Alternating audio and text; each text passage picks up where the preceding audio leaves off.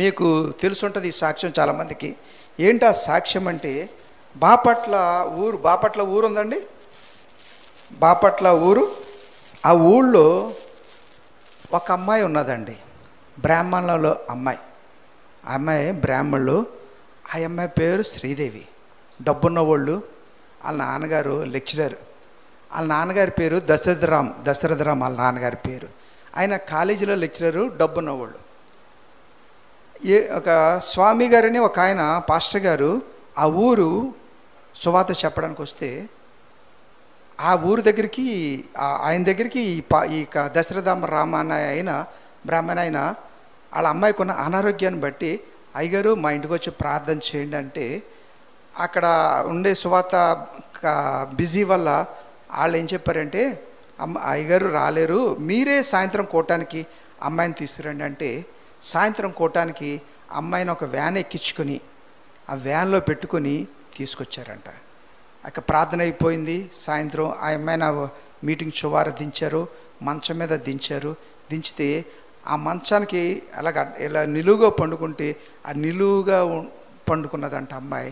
ఆ అమ్మాయి ఆ యొక్క దశరథ తండ్రి చెప్తున్నాడు, 1,00,000 మందిలో ఒకరికి వస్తుందండి ఇటువంటి జబ్బు. ఏంటి ఆ జబ్బు అంటే, ఈ తల ఒక్కటే పనిచేస్తుంది, ఈ తలకాయ ఒక్కటే పనిచేస్తుంది, ఇక్కడి నుంచి ఏది పనిచేయదు, చేతులు పనిచేయు, కాళ్ళు పనిచేయు. అటువంటి జబ్బు ఈ అమ్మాయికి వచ్చిందని చెప్పారు. ఆ యొక్క మంచం మీద ఉన్నారు.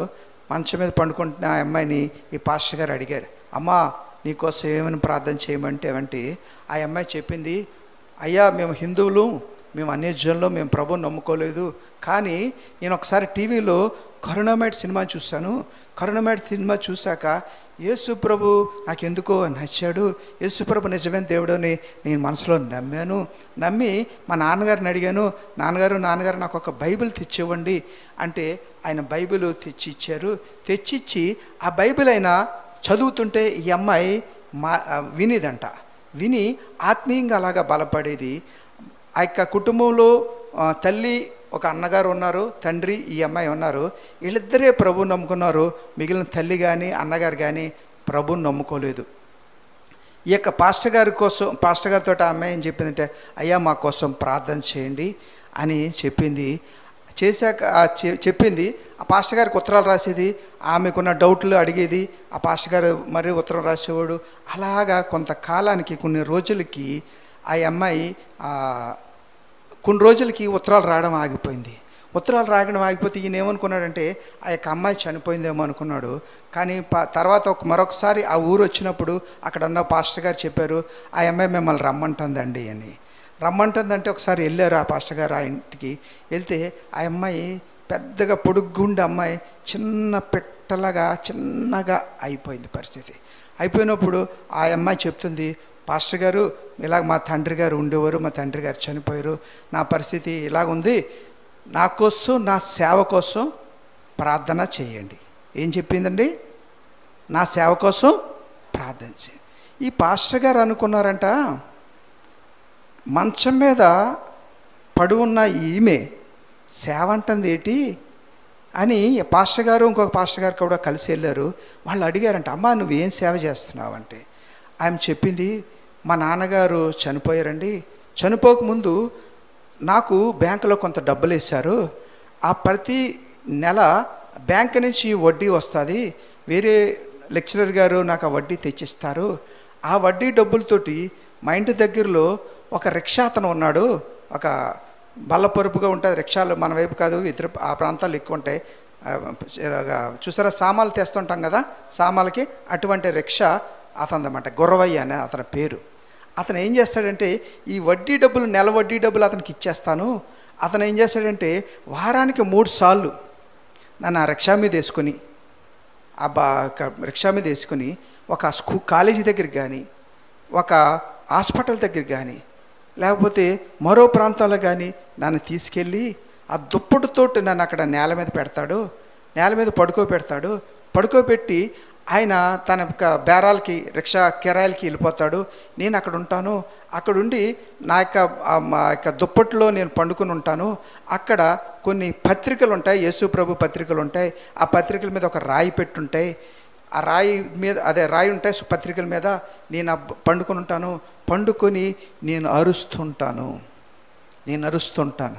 ఏమని అరుస్తానో తెలుసా? యేసు ప్రభువే నిజదేవుడు, యేసు ప్రభువే లోకరక్షకుడు, యేసు ప్రభువే ఇక మానవాలను రక్షించడానికి ఆయన పరలోకం నుంచి భూమికి దిగి వచ్చిన దేవాతి దేవుడు. ఆయన నమ్ముకుంటేనే మన నిత్య జీవానికి వెళ్తాం. మన నరకం నుంచి కాపాడబడాలంటే, మన పరలోకానికి వెళ్ళాలంటే యేసయ్య ఒక్కడే దేవుడని నేను కేకలు వేస్తుంటాను అని ఆ అమ్మాయి చెప్తుందంట. అనేకులు ఆ అమ్మాయి ఏదో అడుక్కునే అమ్మాయి ఏమో అనుకుని డబ్బులు వేస్తుంటారు. డబ్బులు వేస్తుంటే ఆమె చెప్తుంది, అయ్యా నేను అడుక్కునే దాన్ని కాదు, నేను యేసు ప్రభు నన్ను నమ్ముకున్నాను, నా పరిస్థితి ఇది, ఇటువంటి పరిస్థితుల్లో యేసు ప్రభు నన్ను ఆయన సొంత రక్షకుడిగా నాకు ఆయన ప్రత్యక్షపరచుకున్నాడు, యేసు ప్రభువును నేను నమ్ముకున్నాను, మీరు కూడా నమ్ముకోండి, మీరు కూడా నమ్ముకుంటే మీరు కూడా పరలోకానికి వెళ్తారంట. తల నుంచి కింద వరకు పనిచేయని అమ్మాయి, దోమ బుగ్గ మీద కొడుతుంటే చేతులతోటి ఇలా కొట్టుకోలేని అమ్మాయి, మంచం మీదే పాసో, మంచం మీదే అన్ని నేచురల్ కాల్స్ అన్నీ చేసే అమ్మాయి ఆ యొక్క వీధుల్లో నిలబడి, వీధుల్లో దుప్పటి మీద పండుకొని సువార్త ప్రకటిస్తుంది. నమ్ముతారు ఈ మాట? నమ్ముతారన్న వాళ్ళు చేతులు ఎత్తండి. నేను చెప్పిన సాక్ష్యం నమ్ముతారన్న వాళ్ళు చేతులు ఎత్తండి. ఇది నిజం, సత్యం. కాళ్ళు చేతులు పనిచేయని అమ్మాయి, ఏమీ శరీరంలో ఏది పనిచేయని అమ్మాయి, ఆ అమ్మాయికి అంత సువార్త భారం ఉంటే, నీ కాళ్ళు పనిచేస్తున్నాయి, నీకు చేతులు పనిచేస్తున్నాయి, తినడానికి ఆహారం ఉంది, తిన్న ఆహారం అరుగుతుంది, నీ కుటుంబం అంతా హ్యాపీగా ఉంది, నీకే కష్టం లేదు, లోకంలో చెప్పుకునే కష్టం ఏమీ లేదు, దేవుడు నీకు అన్ని వసతులు ఇచ్చాడు, అన్ని అవయవాలు పనిచేస్తున్నాయి, దేవుడిని నేను ఇంతగా ప్రేమిస్తున్నా, మనం ఎవరికైనా సువార్తను ప్రకటిస్తున్నావా అమ్మా? ఎవరికైనా సువార్తనే ప్రకటిస్తున్నావా? ప్రకటించం. కారణం సిగ్గు, కారణం భయం, కారణం ఇది మన పని కాదు, ఏదో పాస్టర్ గారులు పడతారులే మనకెందుకు అని ఒక ఆలోచన. ఆ శ్రీదేవి అనే అమ్మాయి ఆ యొక్క ఊళ్ళో, బాపట్ల ఊళ్ళో హాస్పిటల్స్ దగ్గర, కాలేజీ దగ్గర ఆ యొక్క కింద పండుకొని, రోడ్డు మీద పండుకొని, ఇలాంటి బరకం మీద పండుకొని కేకలేస్తే సువార్తను ప్రకటిస్తుందంట. అటువంటి పరిచర్య చేస్తున్నానన్నా. ఇప్పటికీ 3 ప్రభులోకి వచ్చారు, నా పరిచర్య ద్వారా 3 ప్రభులోకి వచ్చారు అని ఆమె చెప్తుందంట. ఈ పాస్టర్ గారికి నిజంగా చాలా ఆశ్చర్యం వేసిందంట, చాలా సిగ్గు కూడా వేసిందంట. తర్వాత పాస్టర్ గారు కొన్ని రోజులు పోయిన తర్వాత మన రామచంద్రపురం ఆ యొక్క ప్రాంతంలో ఎవరో మీటింగ్స్కి పిలిస్తే ఆ మీటింగ్కి వెళ్తే శ్రీనివాసరెడ్డి అని ఒక ఆయన సాక్ష్యం చెప్పడానికి వచ్చాడంట. సాక్ష్యం చెప్పడానికి వస్తే ఆయన పాస్టర్ గారి పక్కన వేసి కూర్చున్నారు. ఆయన చెప్తున్నాడు, శ్రీనివాసరెడ్డి ఆయన అయ్యగారు, మీ వాక్యానికి ముందు నాదే సాక్ష్యం, నేను సాక్ష్యం చెప్పాక మీరు వాక్యం చెప్తారు, మీ వాక్యానికి ముందు నా సాక్ష్యం చెప్పడం నాకు చాలా సంతోషంగా ఉంది అని చెప్పారు అంట.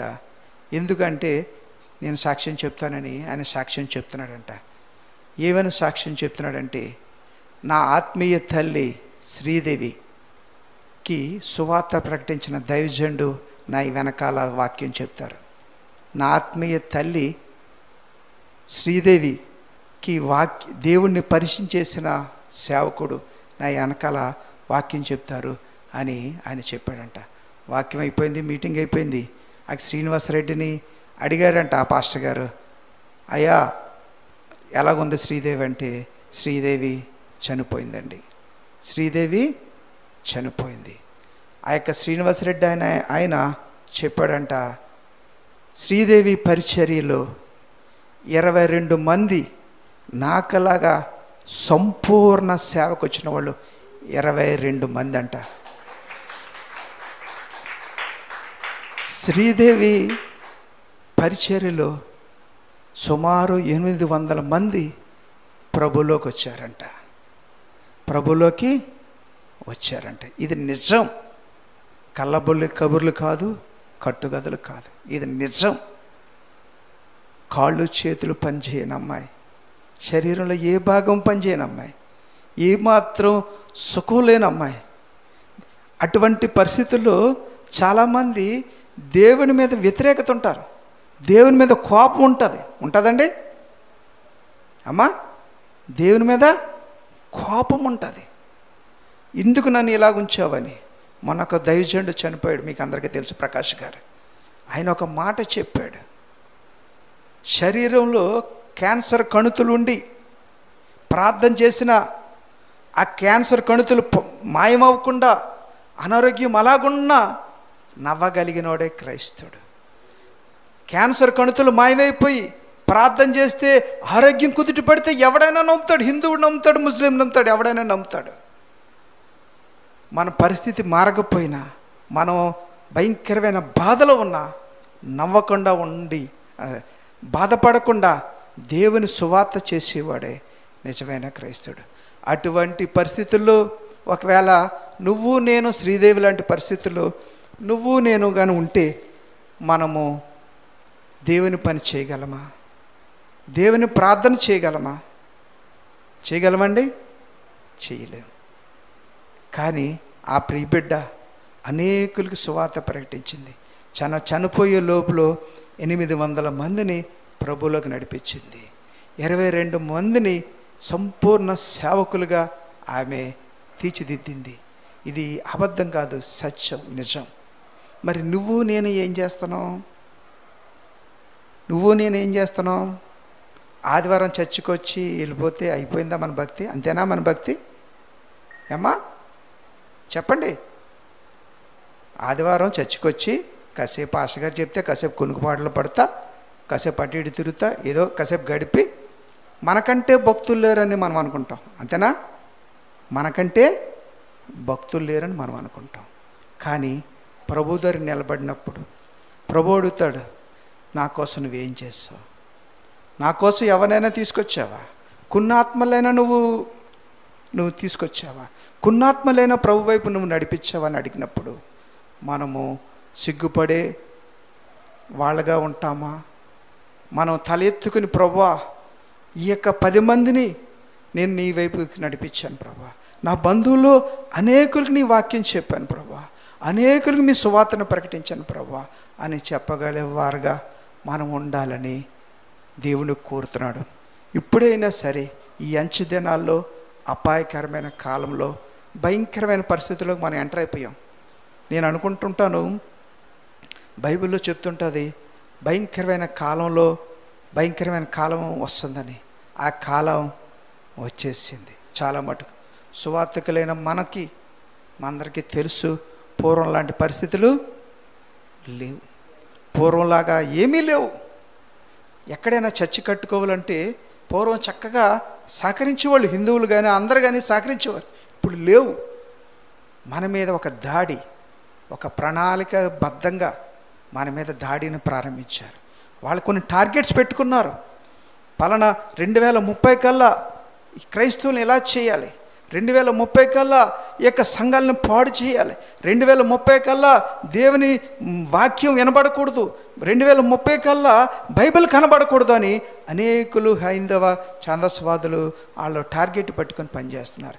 మీరు యూట్యూబ్ చూస్తారో లేదో నాకు తెలియదు, కానీ స్త్రీలైన వారు యొక్క ఉత్తర భారతదేశంలో చర్చెస్ ఎలా జరుగుతుంటే చర్చిలో కర్రలు పట్టుకుని వచ్చేస్తున్నారండి. కర్రలు పట్టుకుని వచ్చి కనిపించిన వాడిని కనిపించినట్టు కొట్టేస్తున్నారు. తలలు బద్దలైపోతున్నాయి, రక్తాలు కారిపోతున్నాయి. ఒకవేళ మన పోలీస్ స్టేషన్ న్యాయం కోసం వెళ్ళి, అయ్యా మేము ఇలా ప్రార్థన చేసుకుని అంటే మమ్మల్ని ఇలా కొట్టారంటే మన మాట వినేవాడు లేరు. అర్థమైందంటే మన మాట వినేవాడు లేడు. దేవుడు ఏం చెప్తున్నాడంటే, లోకంలో మీకు శ్రమ కలుగుతుంది. లోకంలో ఏం కలుగుతుందండి? శ్రమ కలుగుతుంది. సుఖవంతమైన భక్తి చేసే రోజులు పోయినాయి. చెప్పండి అన్నమాట. సుఖంగా భక్తి చేసే రోజులు పోయినాయి. అర్థమైందండి? శ్రమల గుండా మనం భక్తి చేసే రోజులు మనకు వచ్చేస్తాం. శ్రమల గుండా మన క్రైస్తవ జీవితాన్ని నడిపించే రోజులు వచ్చేసాయి. శ్రమల గుండా సంఘాలు వెళ్ళవలసిన రోజులు మనం వచ్చేసాయి. ఈ అంచె దినాల్లో, ఈ అపాయకరమైన కాలంలో మనం కొంతమందినైనా ప్రభు వైపు నడిపించాలంటే నువ్వు నేను నిలబడాలి ప్రభు కొరకు రోషంగా. బ్రతుకుట క్రీస్తే, చావైతే లాభం. ప్రభువా నేను బ్రతికైనా నీకోసం బ్రతుకుతాను, చచ్చిపోతానా నీకోసం చచ్చిపోతాను అనే ఒక తీర్మానంతో మనము పనిచేయాలి. మనందరినీ దేవుడు అటువంటి ఆత్మతోటి మనల్ని నడిపించాలని దేవుడు రాబోయే రోజుల్లో అనేకులు ప్రభు వైపు నడిపించేలాగా మనం అందరం సిద్ధం కావాలని ఈ మాటలు చెప్తూ నా మాటలు ముగిస్తున్నాను. హల్లెలూయా.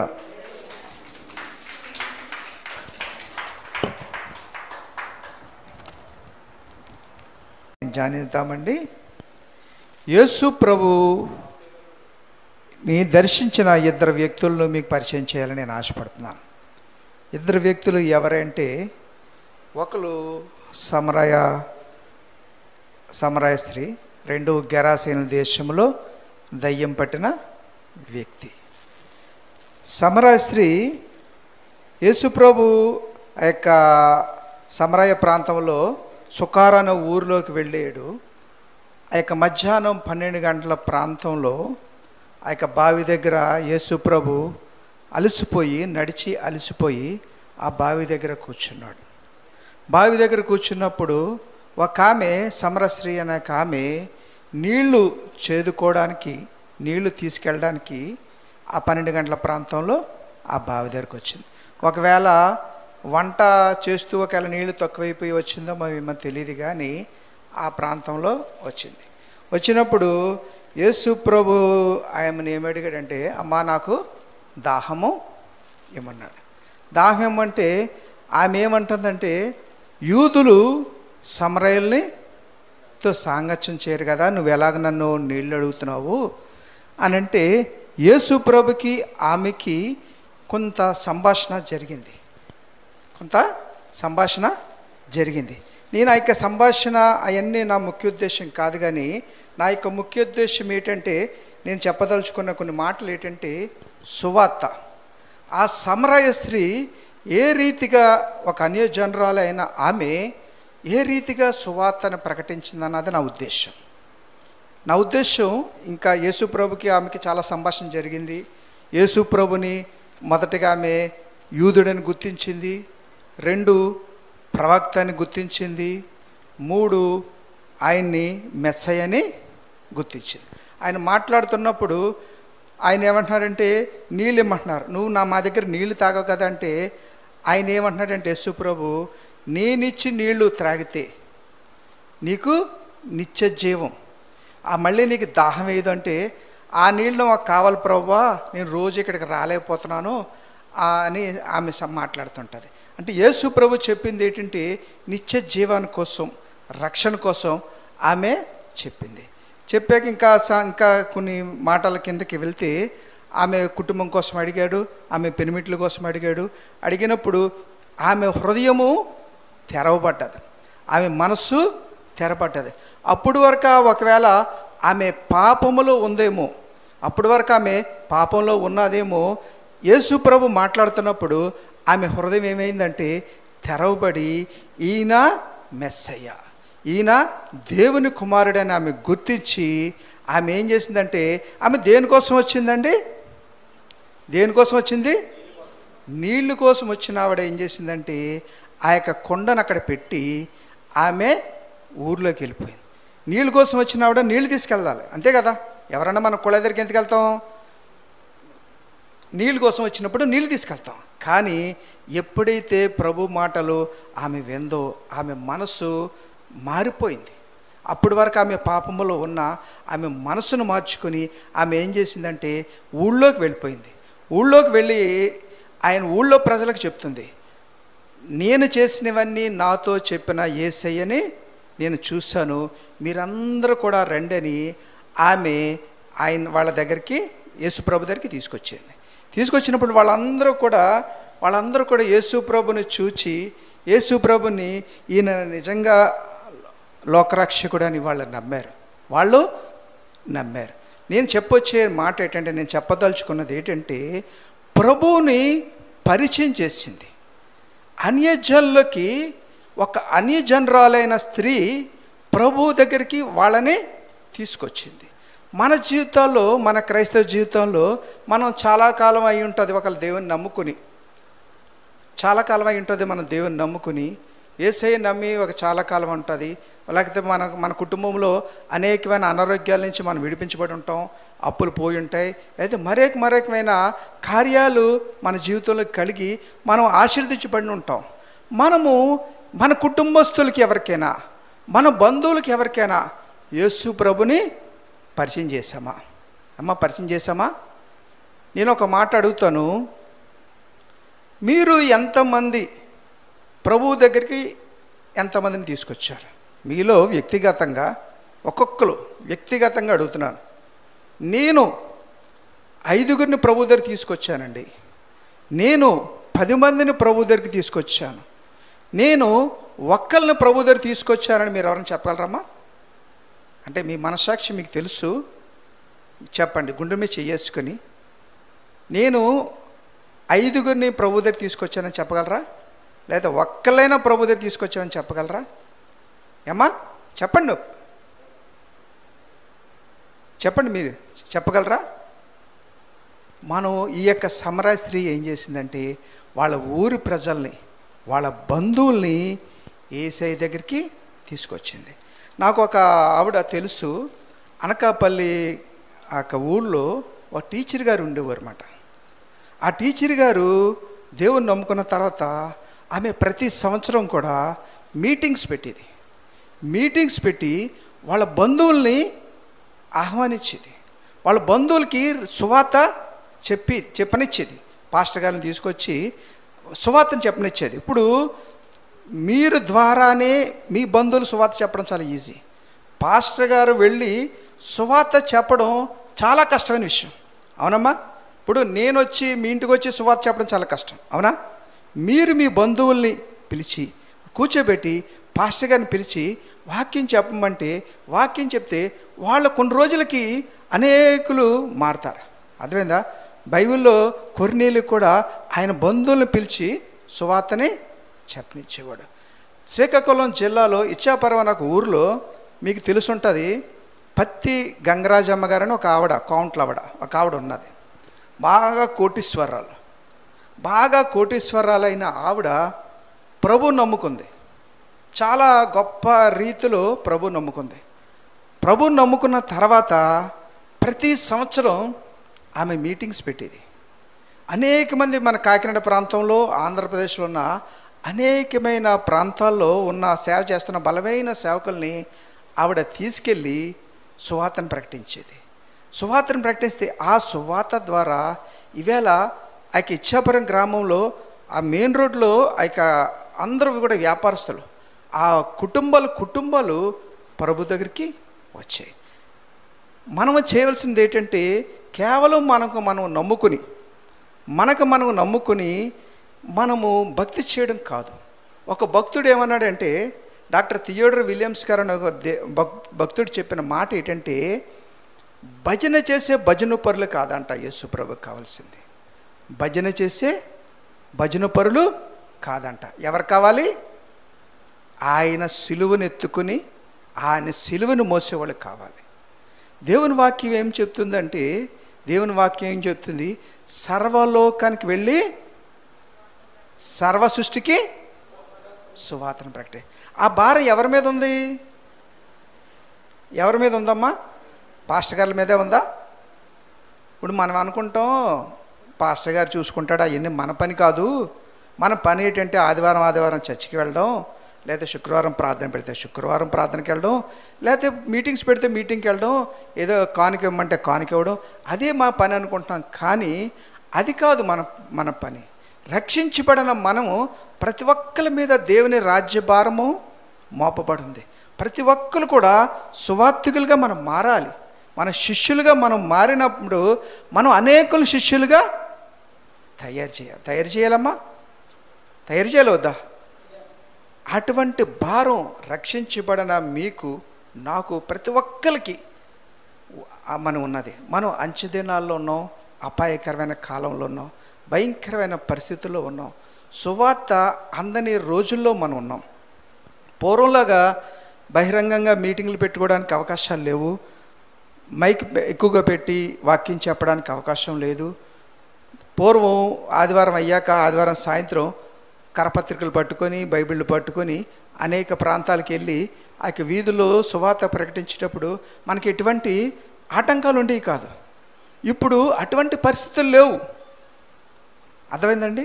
అటువంటి పరిస్థితులు రాబోయే రోజుల్లో కూడా ఇంకా భయంకరమైన పరిస్థితుల్లోకి మనం వెళ్ళబోతున్నాం. ఇంకా భయంకరమైన పరిస్థితుల్లో మనం ఉన్నాం. ఇప్పుడు మనం చేయవలసిన పని ఏంటంటే, మనం ఇండివిజువల్ సువార్త చేయాలి. ఏ వ్యక్తికి ఆ వ్యక్తి, ఎవరికి వాళ్ళ సువార్తనే చేయాలి. ఒకవేళ మనం సువార్తను చేసి మనం ప్రభు కొరకు అనేక ఆత్మలను రక్షిస్తే, ఇప్పుడు మనం ప్రభు కొరకు ఒక 10 ఆత్మలు రక్షించామనుకోండి, అమ్మ వింటున్నారా?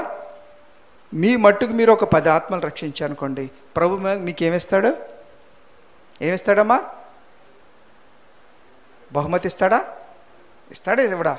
అంతే తప్ప ఒకవేళ మీరు ఒట్టి చేతులతో ప్రభువుని నమ్ముకొని బాప్తీసం పొంది మీరు సంఘంలో మంచి విశ్వాసంగా ఉండి చనిపోయారు అనుకోండి, మీరు ఉట్టి చేతులతోటి వెళ్ళారనుకోండి, ప్రభువు ఏమంటాడంటే, పలానా ప్రియ విశ్వాసి, నీ కొరకు నేను ఎంత చేస్తాను కదా, నీ కొరకు నేను రక్తాన్ని కాచాను కదా, నీ కొరకు నేను ప్రాణం పెట్టాను కదా, నువ్వు నా కోసము ఏమీ చేసావని అడిగితే మనం ఏమైనా సమాధానం చెప్పగలమా?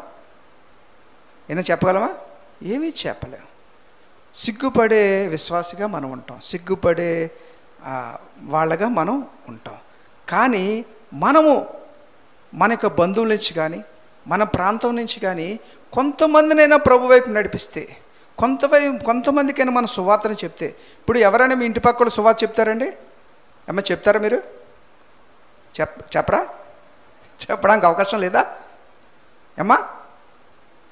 చెప్పడానికి అవకాశం లేదు. కానీ మీరు మీ కుటుంబస్తులకు కానీ మీ దగ్గరోళ్ళకైనా మీరు సువార్తను చెప్పాలి. మీ యొక్క పాస్టర్ గారిని తీసుకెళ్ళానా చిన్నగా మీటింగ్లు పెట్టుకున్నప్పుడు మీరు చిన్నగా మీటింగ్లు పెట్టుకుని మన సువార్త చేయాలి. ఈ యొక్క సమరశ్రీ ఆ విధంగా ఆ గ్రామాన్ని అంతటినీ మార్చింది. అనేకుల్ని ప్రభు వైపు తీసుకొచ్చాక వాళ్ళందరూ కూడా వచ్చి ప్రభువుని లోకరక్షకుడిని నమ్మారు.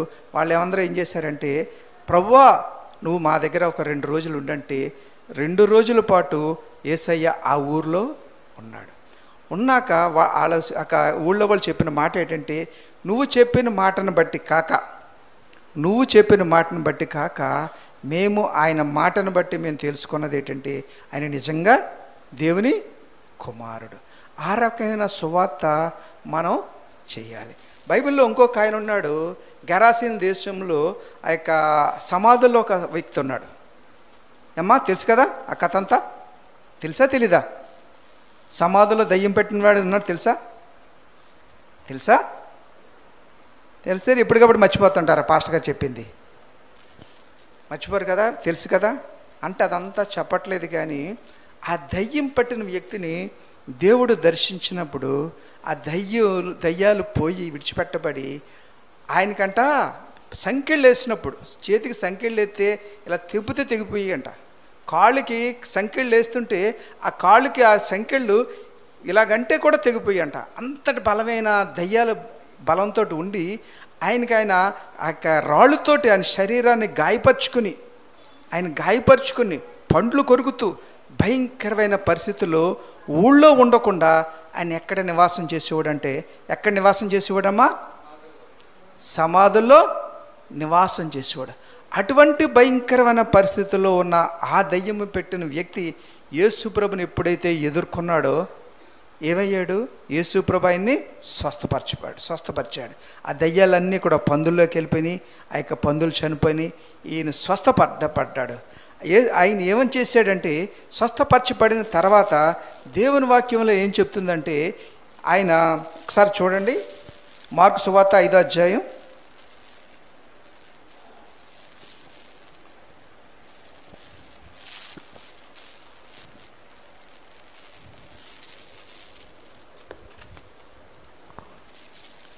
మార్కు సువార్త 5వ అధ్యాయం 18వ వచనం చదవండి ఎవరన్నా. మార్కు సువార్త 5వ అధ్యాయం 18వ వచనం.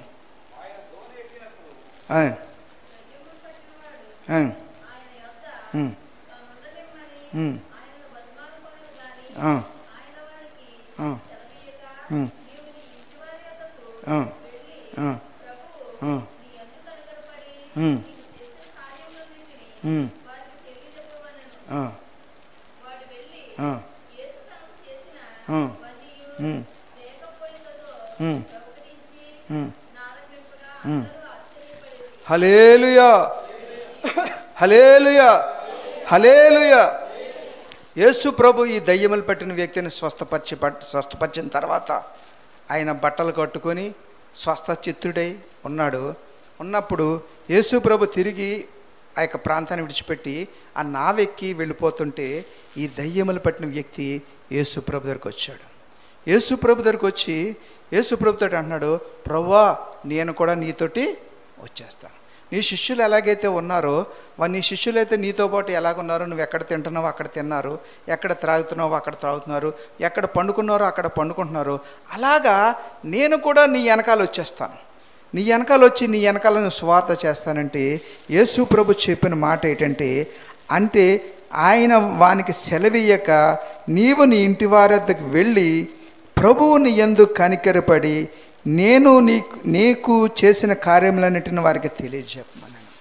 యేసు ప్రభు చెప్తున్న మాట నాకు కూడా రావడం కాదు, యేసయ్య నీకేం కార్యాలు చేశాడో, ఏ ఉపకారాలు చేశాడో నువ్వు ఎవరికి చెప్పాలంట, నీ ఇంటి వారి వద్దకు వెళ్ళి ప్రభువుని యందు కనికరపడి నీకు చేసిన కార్యాలు వారికి తెలియజెప్పమన్నాడు. ఇప్పుడు మన జీవితంలో యేసయ్య అనేక అద్భుతమైన కార్యాలు చేశాడు, అనేకమైన స్వస్థతలు చేశాడు. ప్రతి ఒక్కరిని కూడా ఒకసారి కదిలిస్తే నిజంగా ఎన్ని అద్భుతాలు చేసుంటాడో, ఆరోగ్యపరమైన విషయంలో కానీ, అప్పుల విషయంలో కానీ, ఇల్లు కట్టుకోవడం విషయంలో కానీ, పిల్లల పెళ్లి చేయడం విషయంలో కానీ, చదువుల విషయంలో కానీ అనేకమైన కార్యాలు చేస్తాడు యేసయ్య. కానీ అవన్నీ కూడా మనం మర్చిపోయి కేవలము భక్తి, మన మట్టుకు మనం భక్తి చేస్తూ యేసు ప్రభు కొరకు మనం సువార్తను ప్రకటించకుండా, యేసు ప్రభు కొరకు మనం పని చేయకుండా, యేసు ప్రభువుకు ఆయన రాజ్యాన్ని మనం కట్టడానికి మనం ప్రయాసపడకుండా మనం ఉన్నట్లయితే అది మంచిది కాదు. దేవుని వాక్యం ఏం చెప్తుందంటే మన భక్తి అంట ఈ లోకం మట్టుకు, అంటే ఈ జీవితకాలం మట్టుకే, ఈ 60 సంవత్సరాలు 70 సంవత్సరాల మట్టుకు అయితే మనకంటే భ్రష్టులు ఎవరు ఉంటారంట. అంటే ఈ లోకంలో ప్రభువా మాకు ఇల్లు చాలు, మాకు మా పిల్లకి పెళ్లి చేయి చాలు, మాకు డబ్బులు చాలు, మాకు ఆహారమి చాలు అనుకుంటా మనం భక్తి చేస్తే మన భక్తి వ్యర్థం. మనం ఏం చేయాలంటే యేసు ప్రభుని అనేకులకి పరిచయం చేయాలి, యేసు ప్రభుని అనేకులకి చూపించాలండి. ఇక్కడ ఆ యొక్క దయ్యములు పట్టిన వ్యక్తిని యేసు ప్రభు ఏం చెప్పాడంటే, నువ్వు ఇక్కడే ఉండు, నీ కుటుంబస్తులకి యేసు ప్రభు నీకు చేసిన కార్యం నువ్వు తెలియచేయాలని ఆ యొక్క చేశాడు. ఆయనంట చూడండి, అక్కడ వాడు వెళ్ళి యేసు తనకు చేసినవన్నీ దెక్కపోలిలో ప్రకటింపగా అందరూ ఆశ్చర్యపడిరి. ఈయన కోసం అందరికీ తెలుసు, ఎందుకంటే ఒకప్పుడు దయ్యాలు పట్టి పిచ్చోడుగా ఉండి రాళ్ళతో శరీరాన్ని గీసుకుంటా, రాళ్ళతో శరీరాన్ని కొట్టుకుంటా, రాళ్ళతో తలను కొట్టుకుంటా, సంకెళ్ళి చేతులకి సంకెళ్ళేసి కాళ్ళకి సంకెళ్ళేసి భయంకరంగా ఆ వీధిలోకి వస్తున్నాడంటే జనాలు పారిపోయిన వ్యక్తి ఇవాళ చక్కగా బట్టలు వేసుకుని యేసు ప్రభు బైబిల్ పట్టుకొని ఆయన సువార్త చేస్తున్నాడంటే జనాలంట ఆశ్చర్యపోతున్నారంట. నువ్వు ఆ రకంగా ఆశ్చర్యపోవాలని అటువంటి పరిస్థితుల్లో నిన్ను దేవుడు రక్షించుకొని ఆయన సువార్త కొరకు నేను వాడుకోవాలని దేవుడు ఆశపడుతున్నాడు. దెక్కపోలి అంటే 10 ఊర్లు కలిగిన పట్టణం. దెక్కపోలి అంటే దెక్క అంటే 10 ఊర్లు కలిగిన పట్టణంలో ఆయన పట్టణం అంతా కూడా సువార్త ప్రకటించాడంట. పట్టణం అంతా కూడా సువార్త ప్రకటించాడంట. ఎవరు ప్రకటించారో తెలుసా? సమాధిలో తిరిగిన ఒక వ్యక్తి, సమాధిలో ఉన్న ఒక వ్యక్తి యేసు ప్రభు ద్వారా తాకబడి సువార్త ప్రకటించాడు. మీకు ఒక సాక్ష్యం చెప్తాను.